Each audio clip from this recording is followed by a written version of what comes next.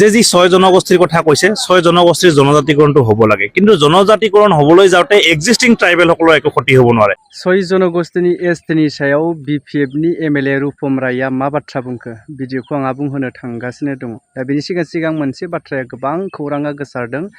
social media Facebook इउटुबफोरनि गेजेरजों जे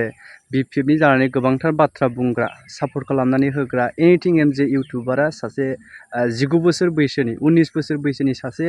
सिख्लाखौ लानानै खारदों माने दोनखारदों जानांगौ गोसो गोरोबलायनानै दोनखारदों खोमा दा बेनि गेजेरावहाय गोबाङा बुंदों जे आगयनि गिबि हिनजावजोंनो मोजां संसार जानो हायाखैब्ला बे नैथि हिनजावजों माबोरै संसार जागोन बेबायदि गोबांथार नाथाय आं बुंनो थाङाखै बिथांनि सायाव मोनबो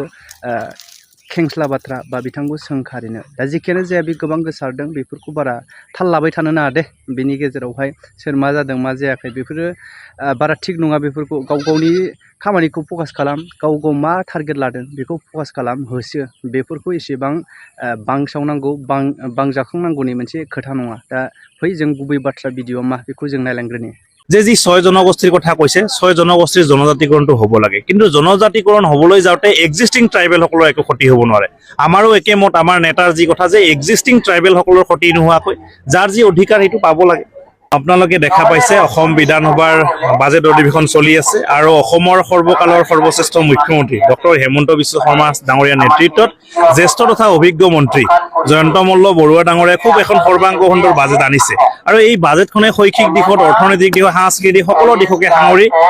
এগ্ৰিকালচাৰৰ ক্ষেত্ৰত সাঙুৰি এই এখন বাজেট প্ৰস্তুত কৰি উলিয়াইছে আৰু এই বাজেটৰ জৰিয়তে আমাৰ বিটিচি অঞ্চলৰ যথেষ্ট উন্নয়নৰ কাৰণে কাম কৰিছে আপুনি দেখিছে বড়োলেণ্ড বিশ্ববিদ্যালয়ৰ কাৰণে 100 কোটি টকা ধাৰ্য কৰিছে শৈক্ষিক ক্ষেত্ৰত এগ্ৰিকালচাৰৰ ক্ষেত্ৰত যথেষ্ট বাজেটখনে সুফল আনিছে আৰু আমি ভাবো এই বাজেটখনৰ জৰিয়তে সমগ্ৰ অঞ্চল উপকৃত হোৱাৰ লগতে বিটিচি তথা আমাৰ বাওঁসুঙুৰি অঞ্চল যথেষ্ট উপকৃত হ'ব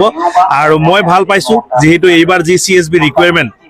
আমাৰ বিটিচি অঞ্চলৰ যি ফৰেষ্টৰ ৰিকুৱাৰমেন্ট চলি আছে আমাৰ বাওঁসুঙুৰি সমষ্টিতে এক্সাম চলি আছে আৰু সুন্দৰভাৱে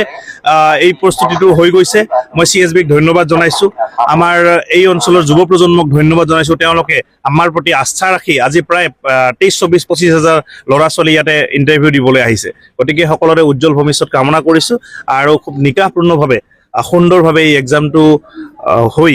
যিখিনি আমাৰ পোষ্ট আছে খুব সুন্দৰভাৱে চৰকাৰী চাকৰিত নিযুক্ত হ'ব বুলি আশা ৰাখিছো